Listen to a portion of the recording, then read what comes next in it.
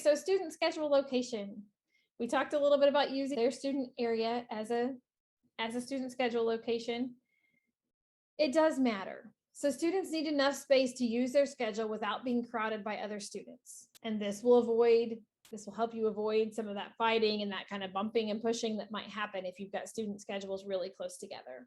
So there are many possible schedule types. We're not going to talk too much about the different types of schedules. We'll be real brief here. We do have a student schedule training that addresses that, and that will be coming up later in the year. So keep an eye out for that.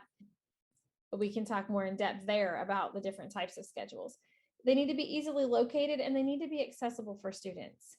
So if a student is in a wheelchair, for example, can they reach their schedule? Can they reach their whole schedule? Can they get to the top of it to take off the things that are at the top? You know, are they having to bend over or lean over in ways that are uncomfortable to reach their schedule? So just thinking about those things when we're talking about accessible. For small students, we wouldn't want the schedule clear up on the wall where they can't reach it, right? So just putting them where they can. Everyone doesn't need to have the same schedule. That's important. So you could have students on a variety of different schedules, and all schedules don't have to be in the same location. So that's another thing to think about when you're thinking about where am I going to put these schedules.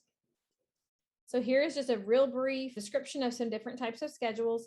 The far left shows the schedule located on a student's desk. That one has a little indicator, a little clothespin that the student moves down. It could also be kind of schedule where they pull off the Velcro icon, but they've moved a step up from that in this example, and they're moving the clothespin down the schedule or the task strip.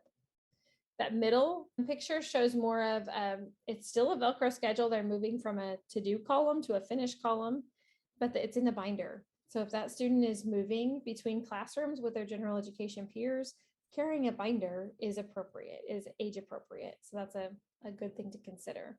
And then the far right is just an example of a dry erase, mark it off with a dry erase marker kind of schedule. And that was stationary on a student's cubby actually, but it could be on the wall.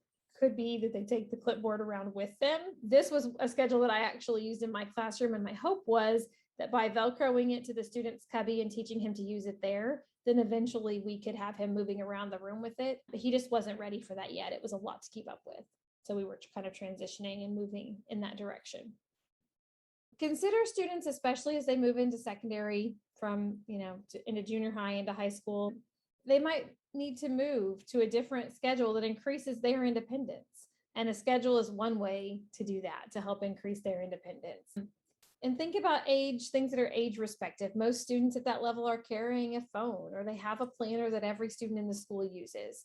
So what can we do with the materials that other students use that are already available to them to help them stay organized? Maybe it is that planner or that agenda kind of thing where they carry with them, or maybe it's their phone. Maybe we teach them how to use a schedule on their phone to stay organized. Okay, so here are a few tips and tricks, and you can just see a couple examples here. Don't put visual schedules right next to the bathroom door or a classroom exit or another super distracting area that students might get off track when they go to check their schedule. Especially if you have a runner, don't put his schedule anywhere near the door, right? Because that's just asking for giving him an opportunity to leave the room. Separate schedules enough that students can easily get to them. So once again, so they're not jostling and pushing each other to get there. Decide how you're going to handle the Velcro icon. Will they put them in a bucket next to their schedule? And this is the picture on the far left, that there's a kind of a box at the bottom of that schedule where the icons go in.